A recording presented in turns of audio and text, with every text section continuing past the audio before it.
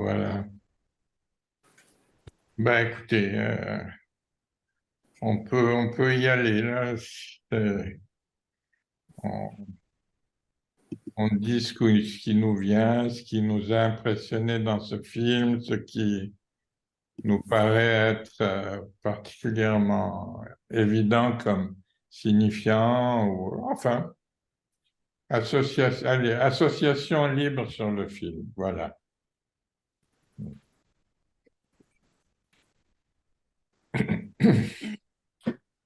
La haine, peut-être. Oui, Il y a beaucoup de haine. Le fossé entre les policiers puis les gars, là. oui. Il y a un fossé, là. Ça communique d'une certaine manière. Ils n'arrivent pas à communiquer. Ouais. Ils n'arrivent pas à communiquer. Pouvoir, Qu'est-ce que tu dis, Jehan? pouvoir, Pouvoir. Euh, Fouad, J'ai pas compris.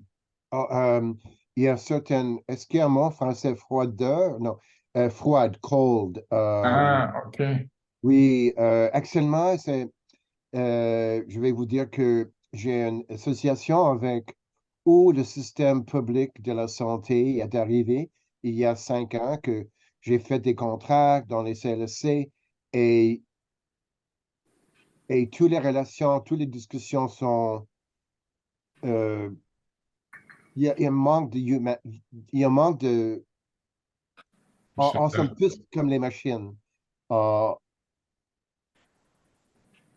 je ne sais pas comment dire, là, mais c'est froid, c'est très utilitaire. Et je vois dans le film que c'est comme les gens, ils jouent un rôle. Ils ne sont pas 100% humains, ils sont comme les marionnettes un peu. Hmm. Moi aussi, moi, ce que je dirais aussi, en fait, c'est l'image, quand j'ai regardé, ce qui m'est venu, c'est la chasse à l'homme, mais où l'homme devient, enfin, ce que Jeanne a dit, pouvoir, donc c'est le pouvoir où il y a comme le pouvoir de chasser l'homme, où l'homme devient un objet, comme un objet de jeu. Pas un sujet, mais un objet où le pouvoir est exercé, on fait n'importe quoi, on joue avec, on l'attache, on se filme. C'est comme, c'est vraiment cette image-là. Comme s'il était un esclave, au fond, hein. Oui, c'est ça, c'est ça. Mais j'ai l'impression que s'il se passe dans n'importe quel cours d'école, hein, quand, bon, les bullies trouvent un souffre-douleur, puis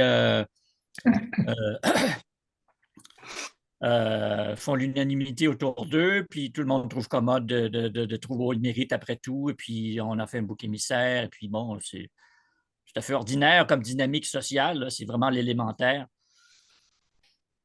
Et puis, bon, évidemment, ce qui est différent, c'est que l'intervention de la loi qui essaie de mettre un peu d'ordre dans tout ça, d'imposer une narration cohérente. Là. C'est ça, on voit l'artificialité d'espèces de discours cohérents qu'on essaie de mettre dans la bouche des témoins là, dans une langue qui n'est pas la sienne, avec une logique qui est autre.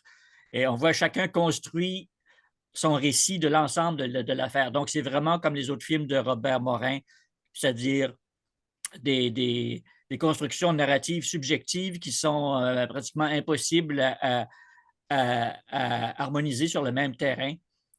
Et à la fin, ça se fait dans la mesure où même la police trouve intérêt à finalement faire du noir le bouc émissaire pour épargner un drame avec la vraie coupable avec laquelle, évidemment, le policier s'identifie parce qu'il a vécu quelque chose de semblable quand il était jeune, là, semble-t-il, un accident de chasse. Parce que c'est son père qui en aurait été victime, mais ça passe en quelques secondes. Hein. C'est là qu'on s'aperçoit de la raison pourquoi il se met une punaise dans la main, hein, parce il rejoue ce traumatisme et il veut en sentir la douleur. C'est pour ça qu'il ne voulait pas prendre ce cas, cette affaire en charge. Oui, aussi parce qu'il voulait, il va à la retraite dans 3 Oui. mois et puis il ne veut pas garder.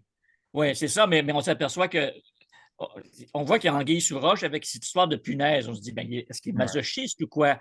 Mais en fait, on s'aperçoit qu'il y a un traumatisme, une identification très profonde à la base de son psychisme, en fait, qui rejoue. Là. Il est forcé de rejouer ça, mais dans un autre rôle. Et finalement, pour épargner les uns et les autres, mettons, la paix sociale, ben, il se range à une logique de bouc émissaire, puisque la victime est déjà morte, aussi bien qu'elle serve à ça. Il ne faut pas créer plus de souffrance autour de lui. Là.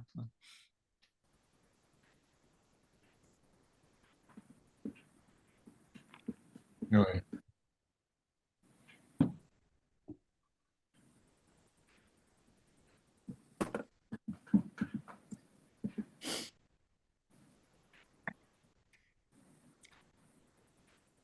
Donc, encore une fois, personne n'a les mains claires, les mains propres là-dedans, tout à fait.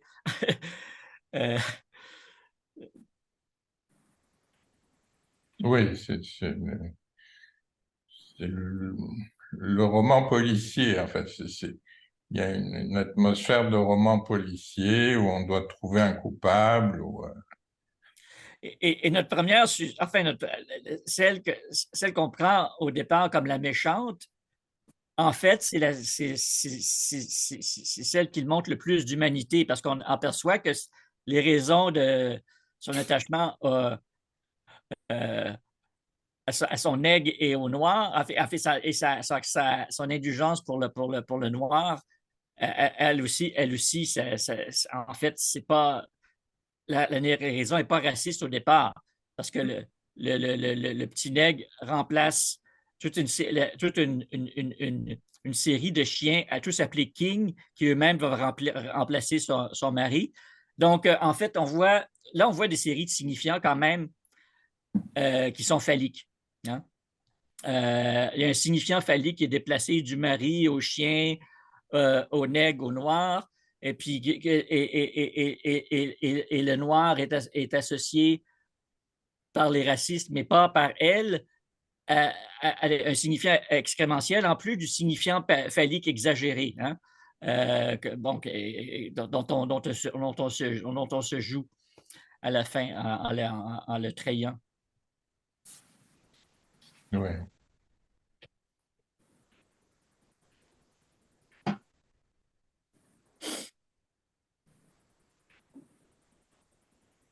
Bon, et l'excrément aussi, ça peut être rapporté au phallus, c'est quelque chose d'extérieur, de détachable. Bon,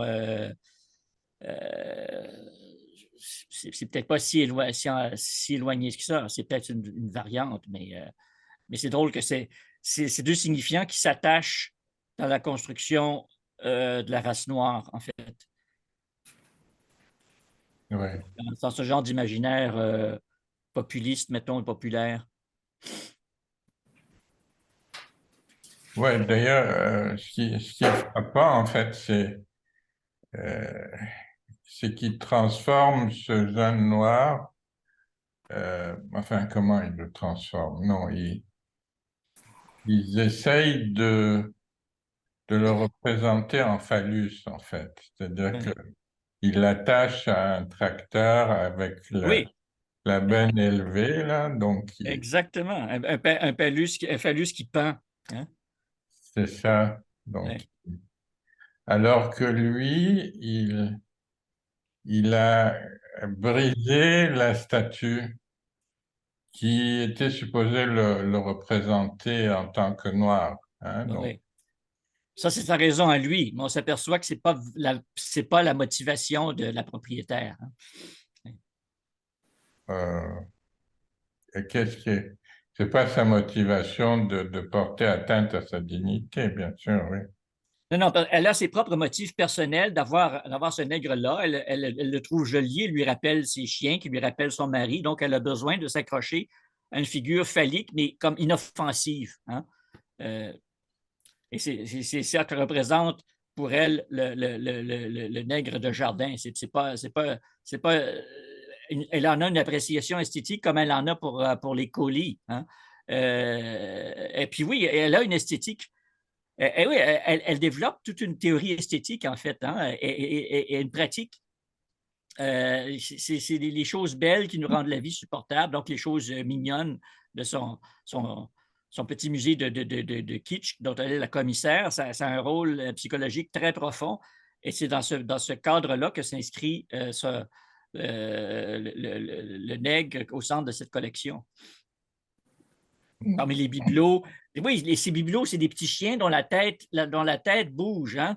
Donc, ils sont déjà sont un peu vivants, mais en même temps complètement inoffensifs sur une tablette. Hein? Donc, c'est comme une multiplication de phallus castrés, mais encore vivants. Oui. Mais le problème, c'est que le problème commence quand lui, il vient casser la statue. Oui. Et quand il dit je ne veux pas être pris pour un phallus, ça ne m'intéresse pas d'être un phallus, je casse la statue. Au fond, c'est le coup d'envoi du film. Oui. Il a cassé une statue qui le représente avec une canne à pêche en plus. Hein, donc, oui, l'idée de pendre. Oui. Donc, Oui. donc il refuse la position de phallus. Oui. Et on va essayer tout le long du film de quand même lui faire jouer ce rôle-là. En le suspendant comme un poisson au bout d'une ligne, par exemple. C'est ça.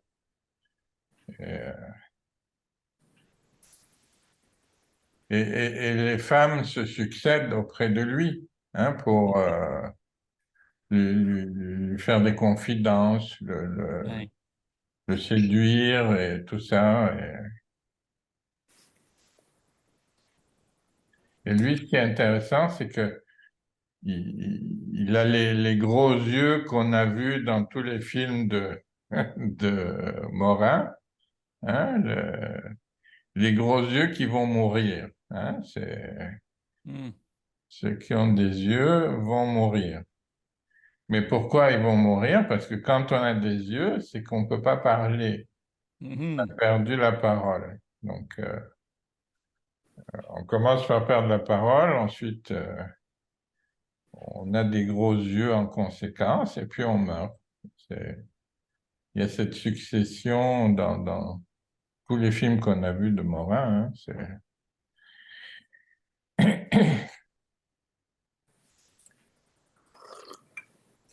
Et ce qui est intéressant, c'est qu'il y a une autre noire là-dedans, hein, et qui n'est pas du tout traitée pareil parce qu'elle ne joue pas un rôle phallique. La danseuse est noire aussi. On la décrit, bon, elle est noire, mais elle a tout ce qu'il faut. Hein, c'est tout ce qu'on lui demande. Donc, elle n'a rien de phallique. Elle a ce qu'il faut pour une femme. C'est tout ce qu'on demande. Alors que l'homme noir, lui, présente une menace phallique. Mais justement, il y a beaucoup d'ambiguïté là-dedans parce que si le jeune noir détruit la statue, c'est qu'il n'a pas envie d'être phallique. Mais qu'est-ce que ça veut dire ne pas avoir envie d'être phallique? Ça veut dire être un homme avec un pénis. Ça veut dire être un homme qui est différencié d'une femme. Ça veut dire être dans un rapport de différenciation sexuelle qui est bon,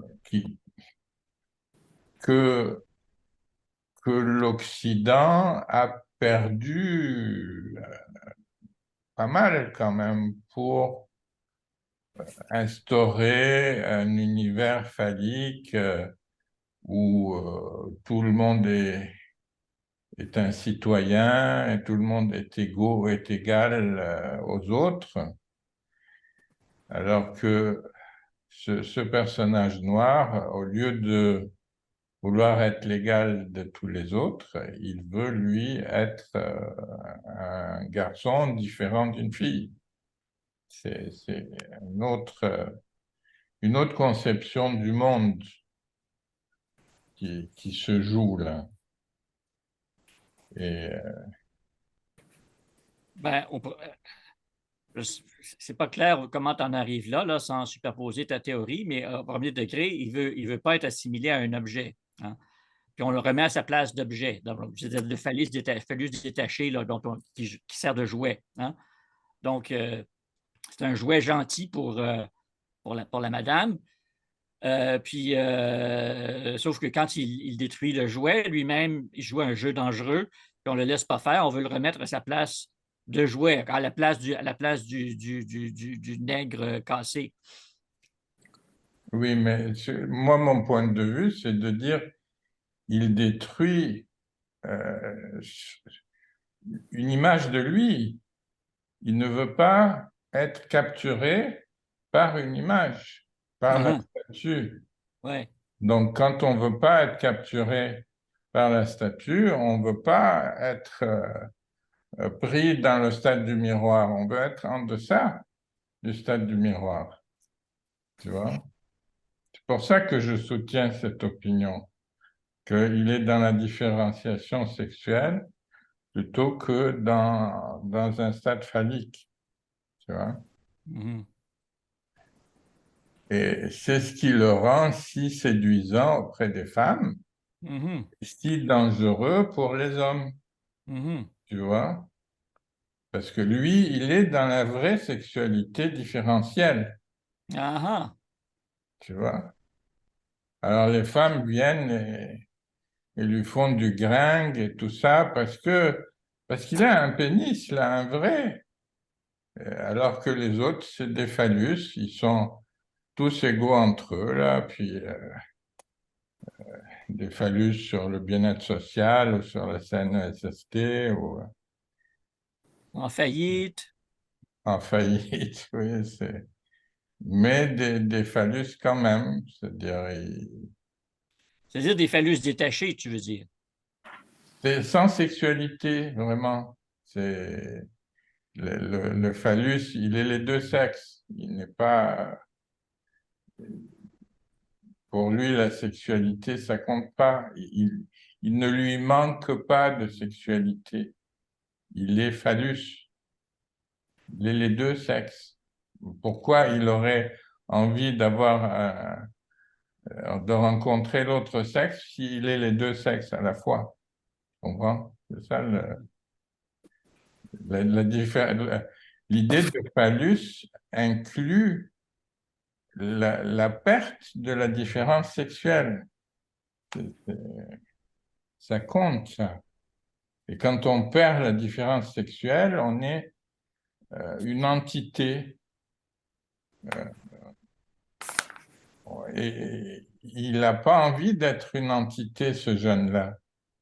Le fait d'être une entité, comme cette statue faisait de lui une entité, ça ne l'intéresse pas d'être une entité. Mhm. Peut être une opposition masculin-féminin, c'est autre chose, c'est un autre esprit, c'est une autre conception de l'humanité. Sauf que c'est toi qui amènes ça, cette idée de différence sexuelle. Lui-même ne fait absolument rien de particulièrement sexué ou sexuel. Ben, c'est-à-dire que lui ne fait rien parce qu'il il est supposé être muet et tout là, mais Ben oui, mais c'est toi qui projettes cette problématique-là, là. Elle n'apparaît pas dans le film. ben, Je ne dis pas qu'elle n'est pas là, mais c'est comme sous-jacent à ton anthropologie. Ce n'est pas quelque chose que le film nous dit. ben, comment tu expliquerais sinon la séduction des femmes pour lui? Elle se succède auprès de lui et il Ben, est sans cesse question de son pénis. ben exactement, ça suffit. Je veux dire, dans l'imaginaire raciste, bon, le noir, c'est un pénis démesuré. Bon, alors, ça pourrait suffire à expliquer ça. Puis, bon, puis à un niveau plus élémentaire, c'est celui qui ressort du lot dans un milieu blanc. Donc, déjà, ça a une sorte d'attrait d'exotisme. Puis en plus de cette réputation-là, puis de ces associations-là, c'est sûr, c'est quelqu'un qui sort du rang. Hein? On est dans un rang, là, et c'est quelqu'un qui sort du rang. On ne sait pas trop ce qu'il vient faire là. D'où il vient, où il allait, pourquoi il passait par là. Mais du simple fait de sortir du rang, il capte l'attention sur lui et devient objet de fascination, que ce soit par des désirs ou hostilités qui permutent très facilement d'un à l'autre ou par suspicion. Alors, donc, il devient l'objet de toutes les projections, là, y compris la tendresse de la madame ou c'est ça. Donc, c'est une sorte d'objet muet de toutes les projections. Il n'a pas de statut d'agent là-dedans. Là. Une fois son méfait accompli, il devient réellement l'objet des autres, des projections des autres. Ouais, enfin, mais ça, c'est une version sociologique, là. C'est pas. Oui, d'accord. Mais OK. Mais c'est ça que nous montre le film. Il faudrait trouver des indices d'autres choses si on tient à les trouver. Mais si on part de ce que nous donne le film, c'est ça, le simple fait de sortir du rang par la couleur, par whatever, là, ça crée une sorte de malaise qui invite toutes sortes de projections. D'accord, mais la question sexuelle demeure. On va simplement le dire comme ça. Un gars qui refuse son image en miroir et qu'on essaye de mettre en érection par des moyens mécaniques. Voilà. Comment on explique ça? Comment on explique le fait que pendant tout le film, on essaye de mettre ce gars en érection par des moyens mécaniques? Tout le long.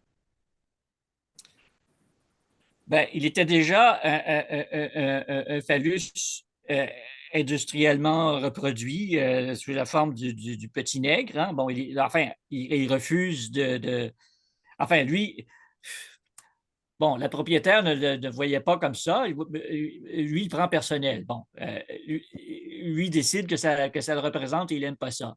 Il n'était pas obligé. Ça serait pu être voir ça comme un nain de jardin, là, puis avec un motif un peu déplaisant. Là, bon, il n'était pas obligé de le prendre comme ça. Tu sais, c'est du kitsch. Bon, c'est tout.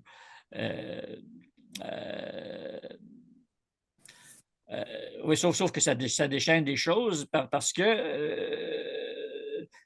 a comme altéré la place sous-jacente qu'on voudrait assigner à quelqu'un de noir en fonction du fait d'être noir. Donc, il y a une sorte de place assignée dans ce monde-là qu'il est venu contester.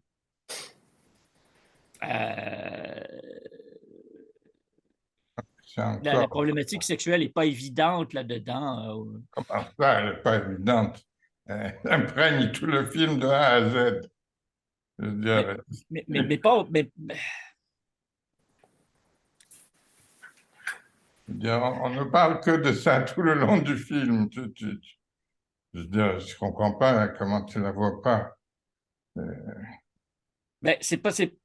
Bon, recensons les éléments. Il y a quand même un élément qui sort. Quand le policier va au club de danse et il rencontre Dorothée Berryman qui fait le ménage, puis il a entendu la rumeur de ça. Ah oui, le noir qui a violé et tué une dame, tu vois. Alors, bon, il y a cette idée effectivement, de menace sexuelle qui est associée ipso facto au noir. Et ça, c'est clair. Là. Aux États-Unis, là, au sud, le Ku Klux Klan et tout ça, jusqu'à nos jours, c'est ça la hantise. Là, que les Noirs touchent les Blanches, là, puis comme quoi ils ne rêveraient que de ça. Bon. Je ne sais pas, mais la question, à quoi ça correspond au Québec, là?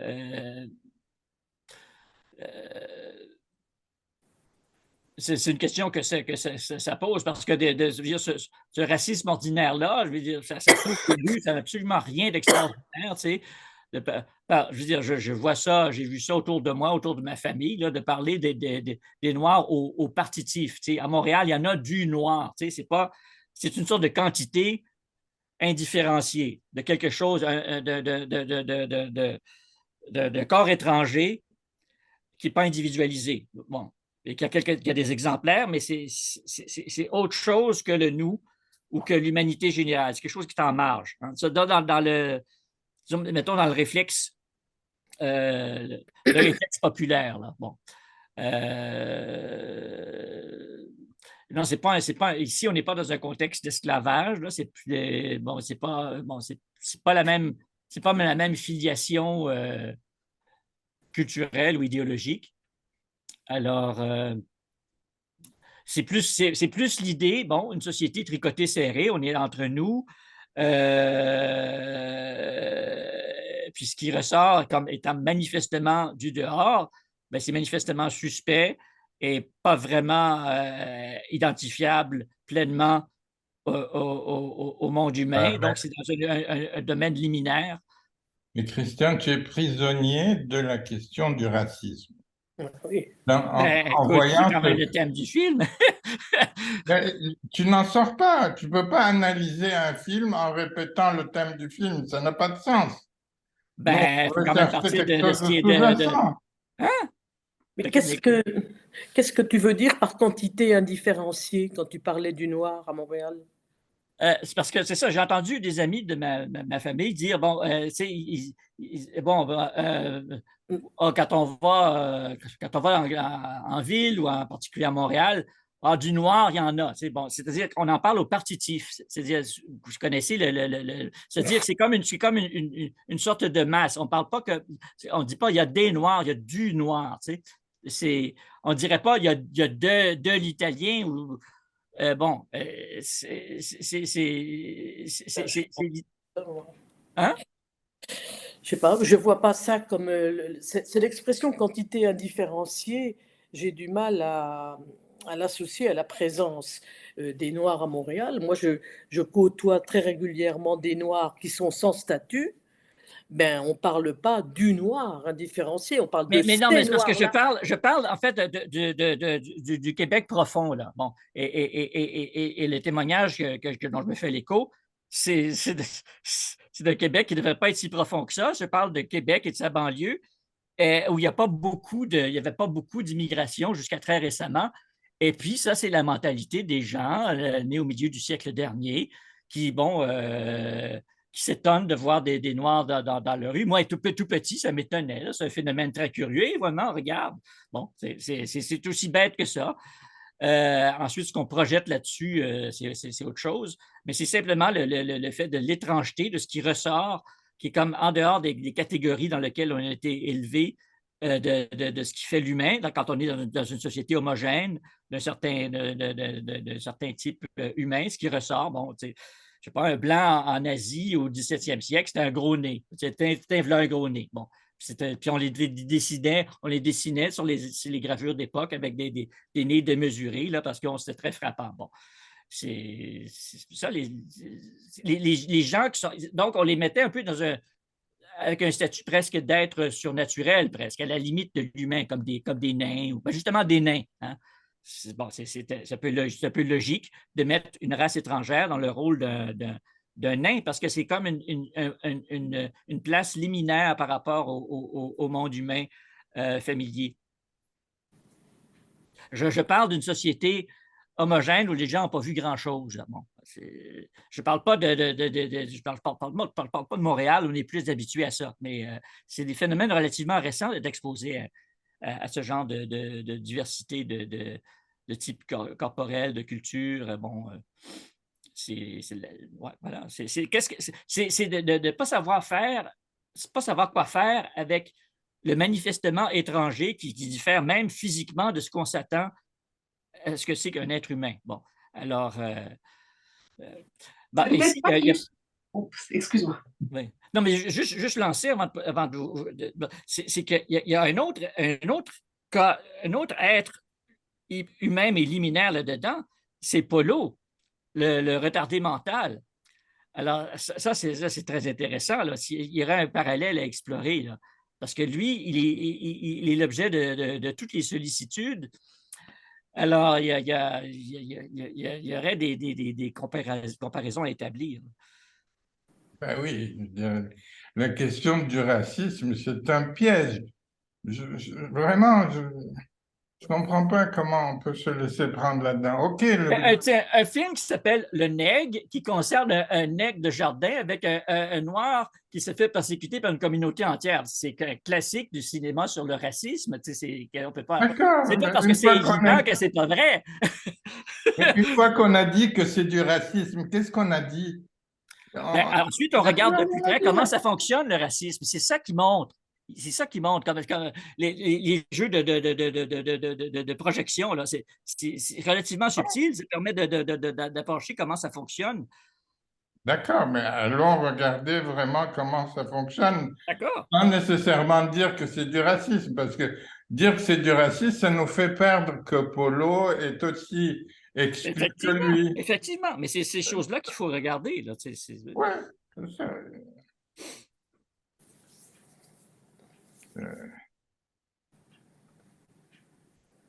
Polo est mort, Polo est... Oui, c'est lui qui est l'animal là-dedans. Là. Et pourtant, ça ne dérange personne. Hein. Mais, enfin, moi, ce que je soutiens, en fait, c'est la question du phallus et du pénis. Je pense que c'est deux choses très importantes qui sont très différentes l'une de l'autre. Le phallus est en érection de façon naturelle, de façon normale, quand il est violenté par le complexe de castration. Le phallus est en érection tout le temps. Donc, la mécanique, il a une mécanique qui fait qu'il est en érection. Et les statues de nègres sont une façon d'illustrer l'érection du phallus qu'est le noir pour les blancs. Mais le noir lui-même, il n'est pas en érection tout le temps. Il n'a pas envie d'être en érection. Ah oui, d'accord, d'accord. Il veut, lui, être en érection quand il est devant une femme ou quand il est devant son objet sexuel. Il ne veut pas être en érection mécaniquement, là, comme... Alors, c'est un scandale pour les gens phalliques que d'avoir affaire à quelqu'un qui n'a pas envie d'être phallique. Il faut l'obliger à être phallique. Il faut lui taper dessus pour qu'il devienne phallique. C'est ça la mécanique du phallus qu'assument les Blancs face à ce bonhomme. Non pas parce qu'il est noir, mais parce qu'il refuse d'être phallique. Dire, bon, il est dans un autre univers qui est l'univers de l'homme et de la femme, et c'est pas mécanique. Quand la femme est là, je suis en érection. Quand elle n'est pas là, je ne suis pas en érection. Il n'y a pas de mécanique là-dedans. Il y a une autre différence d'univers, c'est que tous les autres développent un discours et lui, il n'a même pas de parole.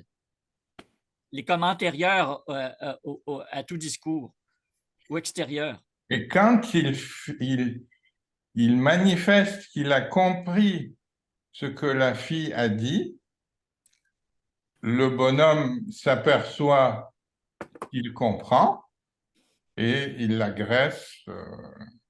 Ouais. encore une fois, il prétend être autre chose qu'un phallus détaché. Il prétend être une personne douée de parole, et c'est ça qui est acceptable. Donc, on veut encore le faire rentrer dans le moule du phallus, comme tu dis. Oui. Moule qui était d'abord relativement inoffensif, sous la forme du nain de jardin, et puis qui se dévoile, qui prend les proportions monstrueuses par la suite dans le jeu cruel qu'on lui impose, justement à cause de ça. C'est ça. Je veux dire, à chaque fois qu'il y a un phallus qui a émergé dans les films de Morin, il s'est cassé la gueule et il est mort. C'est ça qui est curieux, hein. Je veux dire, il perd la parole, il devient de gros yeux et il meurt. Ah oui, il y a le chef indien, là, oui. Le chef indien, le bonhomme qui arrive en avion pour filmer, le capitaine du bateau qui a les gros yeux, là, il meurt aussi. C'est tous les gens qui sont détachés et ils ont de gros yeux et ils meurent. Ils n'ont pas la parole, ils ont de gros yeux et ils meurent. C'est systématique. On l'a vu N fois dans tous les films de Morin.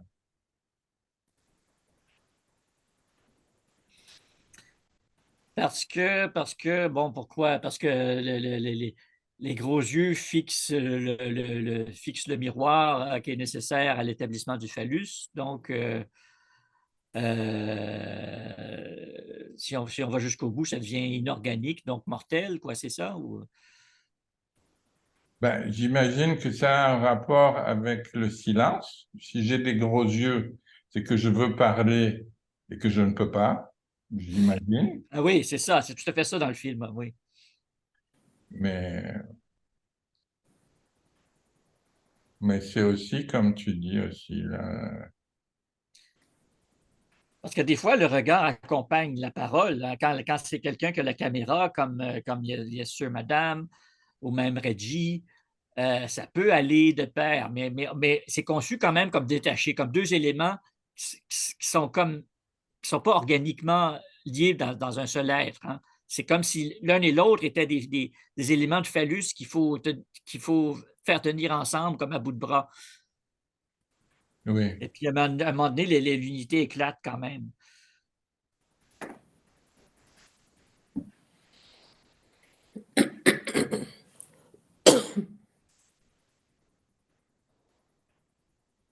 Oui, c'est ça. Et il y a la question aussi du détachement. C'est-à-dire, je suis noir, donc je suis détaché des blancs, je suis déficient, je suis détaché des gens normaux, je suis un Indien, je déclare l'indépendance de mon secteur, je suis un journaliste qui prend l'avion, je décolle, je prends le bateau, je quitte le port. Il y a il y a cette idée de séparation et de mouvement pour ces gens qui ont de gros yeux, comme des sortes d'abeilles, tu sais, ou de mouches. Ben, il y a le noir qui prend le champ, là, vraiment, il court dans le champ de maïs, et puis la Ouais. machine court après, là, bon, on le rattrape, mais c'est l'idée de prendre une tangente, là. On n'a pas à répondre de soi, là, c'est l'idée de, bon, ouais. Il y a une coupure là qui se fait et il y a des gens qui veulent te ramener, puis qui te tuent en te ramenant. Ah oui. Mhm. Ou tu meurs, tu meurs pendant qu'ils te ramènent, là, comme l'Indien, là.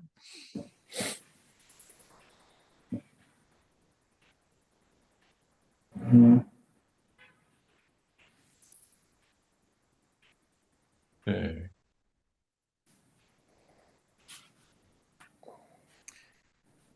On n'a pas encore parlé de l'extraordinaire trouvaille de tous les personnages transformés en petits bonhommes en plastique oui, dans le roman familial de Polo, en fait.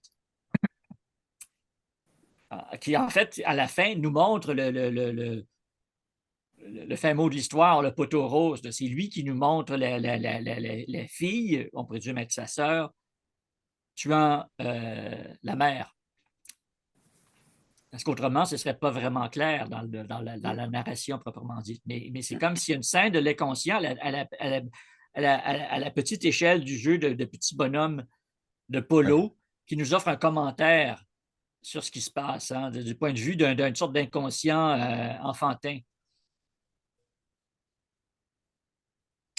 Lui, il ne parle pas non plus, hein? C'est quand même un personnage qui ne parle pas du tout. Ouais.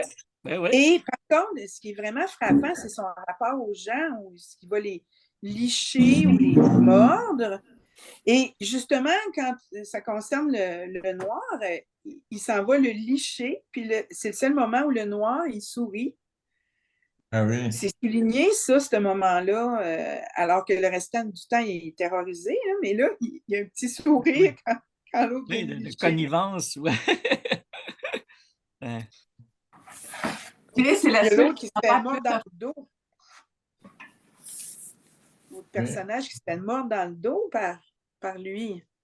Mais on nous montre aussi les différentes interprétations de cet acte-là. Quand c'est raconté par, est-ce que c'est Sylvain, là, le fermier en faillite, où il nous montre, il nous dit que la vieille dame ne veut pas qu'il liche le noir parce que ça pourrait être malpropre pour lui. Alors que quand c'est elle, quand c'est un témoignage plus fidèle, on se rend bien compte qu'évidemment, c'est parce que lui, c'est lui qui est malpropre et que c'est pour ça que les gens ne veulent pas qu'il vienne les licher. Tu sais. Mais c'est toujours l'idée que le noir, c'est dans l'imaginaire d'un raciste comme le fermier raté, c'est l'idée que le noir, c'est associé au sale. Hein? Ça fait partie de l'équation.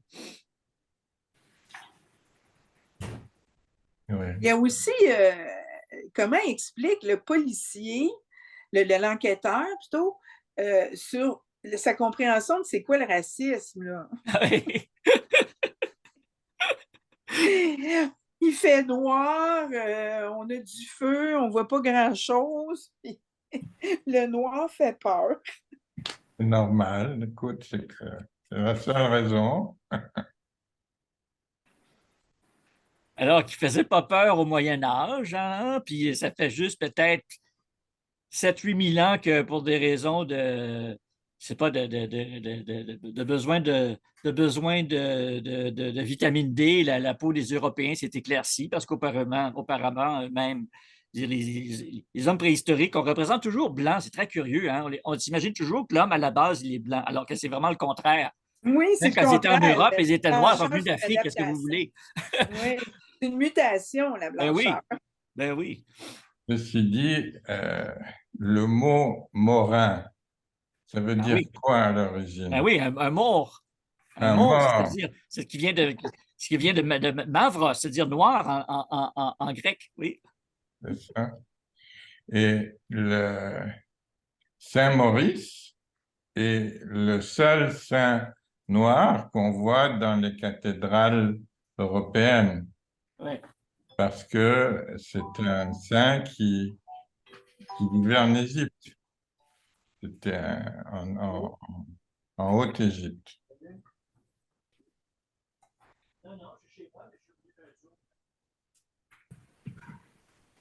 Donc l'idée de noir est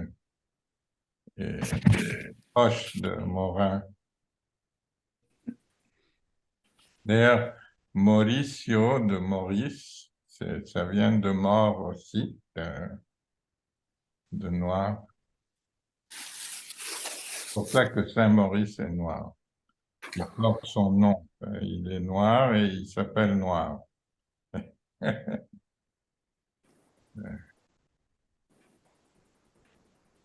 Natalia, tu disais quelque chose tout à l'heure? J'ai oublié, mais en fait, je pense que c'est essentiellement ça. Mes pensées tournaient autour de la peur. Mais là, ouais, c'est ça. J'allais dire quelque chose dans le contexte, mais Okay.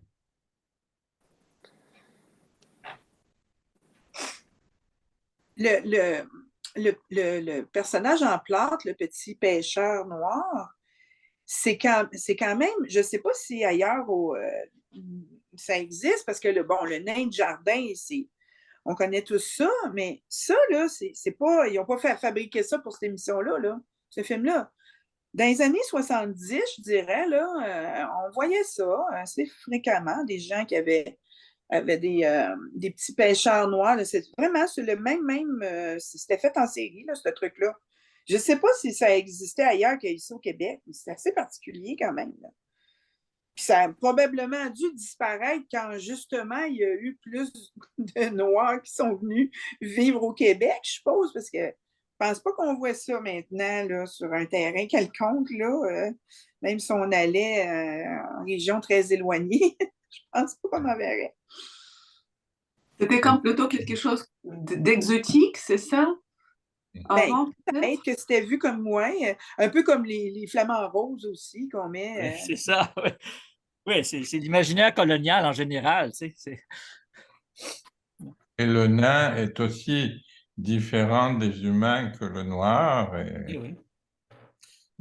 Ben, c'est ça, c'est les êtres liminaux, hein, les êtres du seuil, qui sont un peu sur le bord du monde de la fantaisie, là, bon, et de l'imaginaire, de l'inconscient, bon. Mais en même temps, tout en restant en étant inoffensif. Mais bon, écoutez, je soutiens mon idée de la différence par opposition au phallus, parce que elle me paraît importante justement dans la compréhension du racisme et aussi de l'islamophobie. Pourquoi? Parce que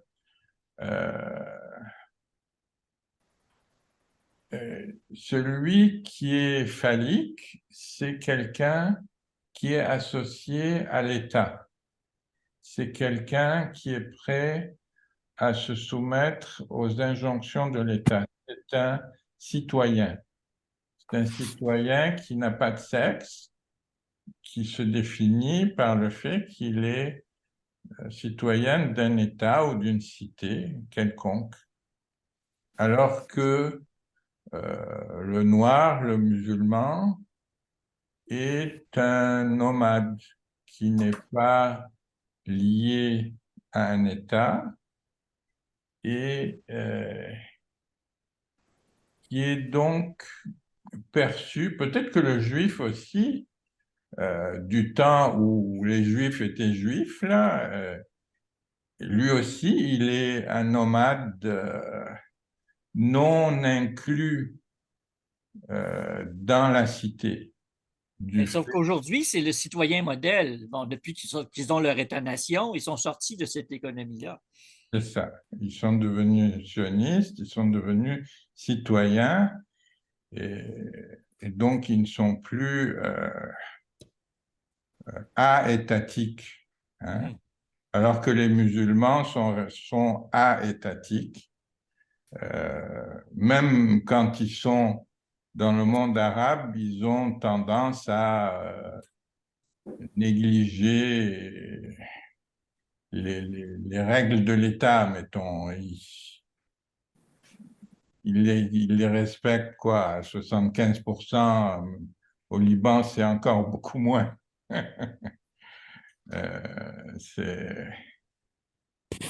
Mais donc l'idée de phallus est importante ici, parce qu'elle signe l'appartenance à l'État. Et la contradiction, la différence sexuelle, c'est l'aspect nomade, c'est le fait que je me déplace et dans mon déplacement, je ne suis soumis à aucune contrainte extérieure. Je me débrouille tout seul, je suis un nomade. Donc Donc, les Blancs qui ont sacrifié beaucoup de choses pour appartenir à l'État sont très exaspérés de voir ces gens qui ne se soumettent pas autant qu'il faudrait aux injonctions de l'État et qui, quand même, profitent des bienfaits de celui-ci. Hein.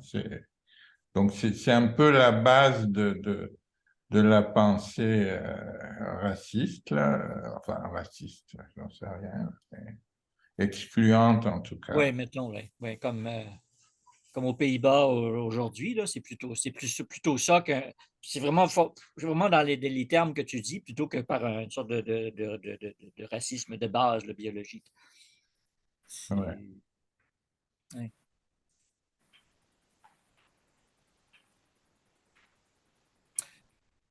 Moi, je suis quand même hanté dans ce film par ces figures de bonhommes en plastique parce que elles ont quelque chose de phallique en leur sens, parce que c'est des figures détachées, avec lesquelles on peut jouer comme ça, là, qui sont dans un théâtre de l'inconscient. Alors, je me demande si cette façon, par Polo, de construire son roman familial ou la dynamique de ce qui se passe autour de lui, de créer sous cette forme-là, non verbale, une sorte de son propre récit de toute cette affaire-là. Est-ce que c'est une forme de phallisme aussi? Parce il remplace les gens par des espèces d'avatars, en quelque sorte, mais comme plastique, tridimensionnels, extrêmement fascinant, séduisant, comme les gens, un peu comme ceux que les gens se construisent là, dans leurs apparitions en ligne, là, des espèces de rôles semi-figés, mais en même temps avec une sorte de quelque chose de luisant, de magique. Je me demande si dans son enfance prolongée, Polo a quand même une forme d'imaginaire phallique là, qui nous met sous le nez, comme peut-être l'enfance dans laquelle on est forcé de revenir là, dans le nouveau monde finalement postmoderne, post-humain où on est. Parce que c'est ça qu'à un niveau comme pour moi, c'est un peu ça la signature, j'ose pas dire charnelle, mais comme physique de ce film-là. C'est cette remarquable invention-là qui signale ce film entre tout autres, là, cette trouvaille. Elle vient remuer des choses, je trouve, parce qu'il nous ramène vraiment à l'échelle de l'enfance. Peut-être dans la façon dont l'enfant vit des traumatismes liés au monde adulte, qu'il ne comprend pas vraiment, mais où chaque personnage a un rôle précis là, qu'il peut reproduire dans ses jeux. Mais le Polo, il fait la même chose que sa mère. Sa mère, elle a un nègre de jardin.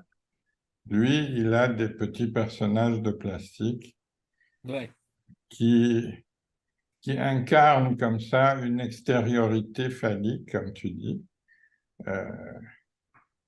C'est comme les petits objets de sa mère, là, donc ils sont vraiment, c'est vraiment le digne fils de sa mère. Là. Il fonctionne en phalisant tout ce qui l'intéresse autour de lui, quoi. Oui. Ouais. On ne sait pas c'est qui les fabrique, ces petits personnages. Oh, mais ça, je veux dire, je reconnais, je veux dire, je vois, je veux dire,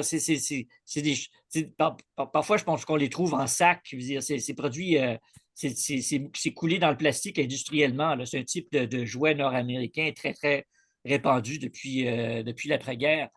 Alors, c'est pour ça que ça vient rejoindre des choses, parce que, bon, en tant qu'enfants qui ont grandi ici, on a joué avec des choses semblables. Bon.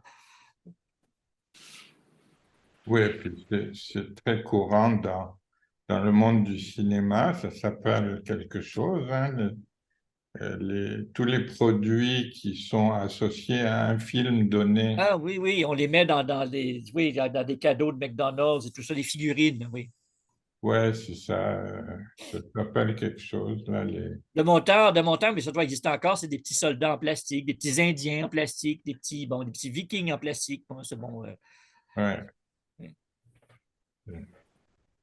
Et des nains en plastique, je suis sûr qu'il y en a plein du Seigneur des Anneaux. Là. Bon, il y a toutes sortes, tous les personnages comme ça qui sont un peu à la limite de l'imaginaire, qui peuvent faire rêver, mais aussi là c'est un imaginaire de ferme. On recrée dans le monde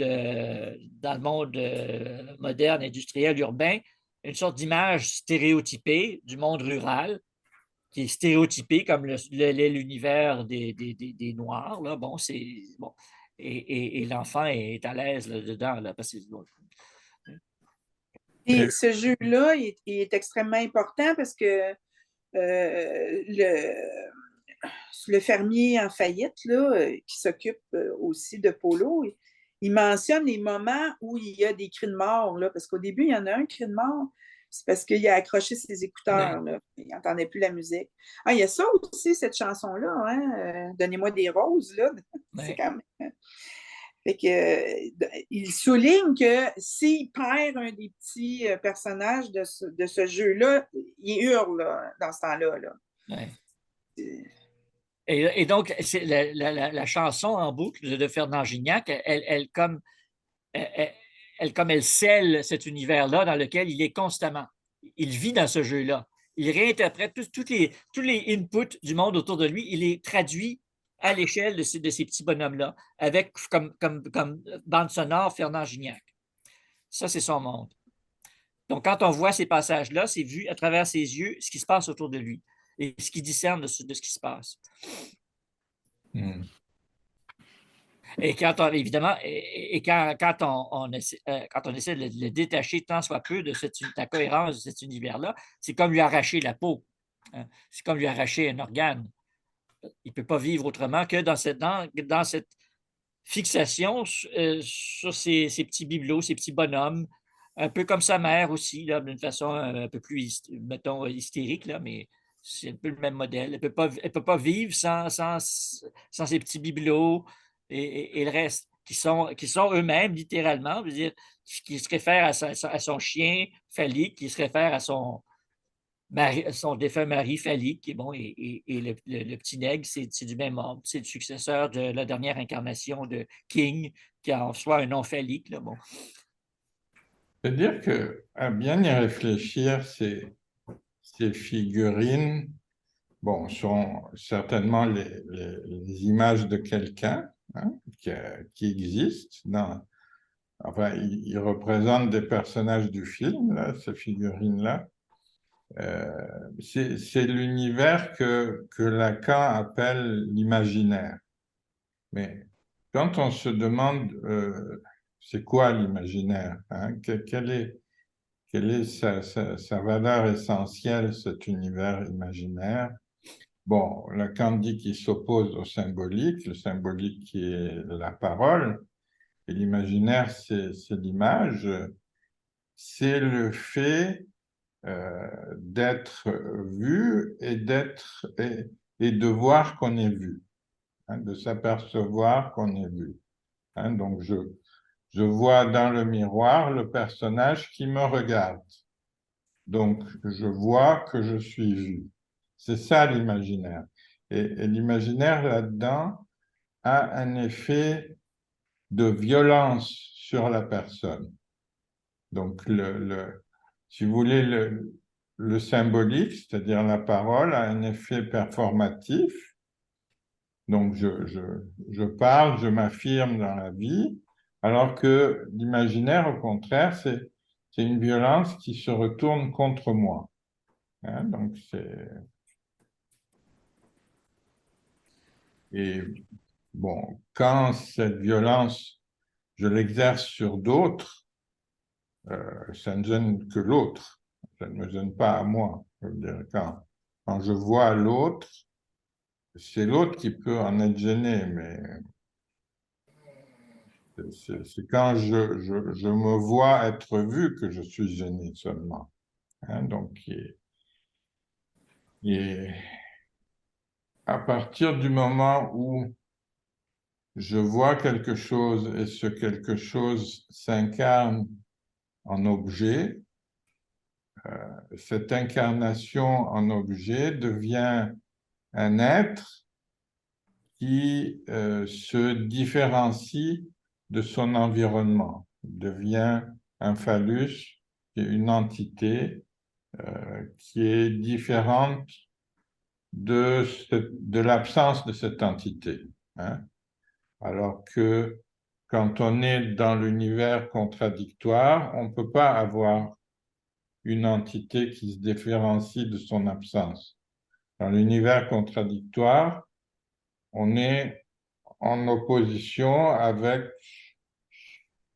notre moitié, si vous voulez, notre autre moitié. Hein. Il n'y a pas, il y a pas un, il n'y a pas une entité qui est différente de son absence. Hein. C'est un autre concept. Hein. C'est deux concepts différents.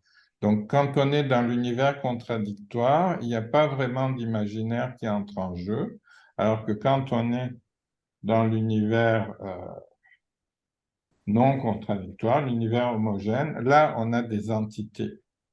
Des entités, et ces entités, quand elles me représentent à moi, me mettent en danger. Parce que je suis fragilisé de ce que n'importe qui peut les voir et donc me faire du mal, me stigmatiser par l'intermédiaire de ces entités-là. Un peu comme les statues vaudou. Hein. Quand on me prend un cheveu, puis je n'en ai pas beaucoup là, mais quand on me prend un cheveu, puis qu'on le met sur un personnage, puis on fait du mal à ce personnage, c'est comme si on m'attaquait à moi. Enfin, c'est les dessous de l'âme humaine, quoi. Voilà. Bon, écoutez, on a fait un peu le tour de ce film très impressionnant. Hélène, est-ce que tu l'as vu en version... Non, hein? Non, je l'ai vu sur YouTube comme vous autres, il n'y avait pas la présentation. Probablement qu'il n'a pas été fait par Éléphant parce qu'il est trop récent, 2002. Ah oui, parce que j'avais du mal.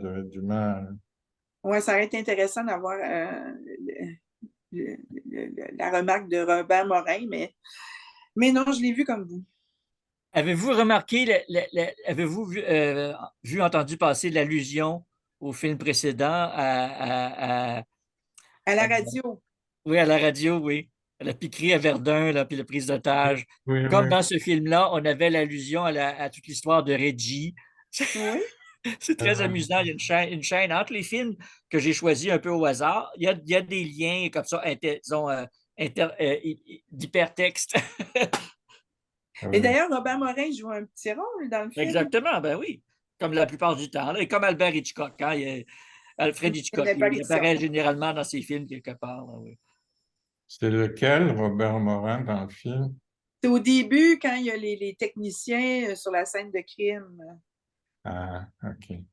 Alors, il y a la médecin qui explique comment elle pense que elle explique les bleus, puis tout ça.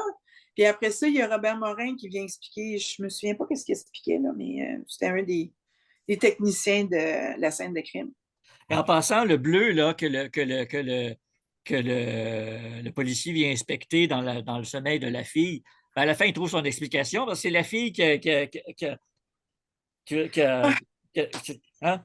tiré avec la carabine. Elle l'a bien poqué, tu sais. Bon. C'est Ah là oui, que les c'est le pièces tombent en place. C'est le recul de la carabine? Oui. Hmm. Oui. Parce que quand on tire, il faut appuyer sur l'épaule très fort Ouais. pour ne pas que ça percute, oui. Ça percute. Ouais.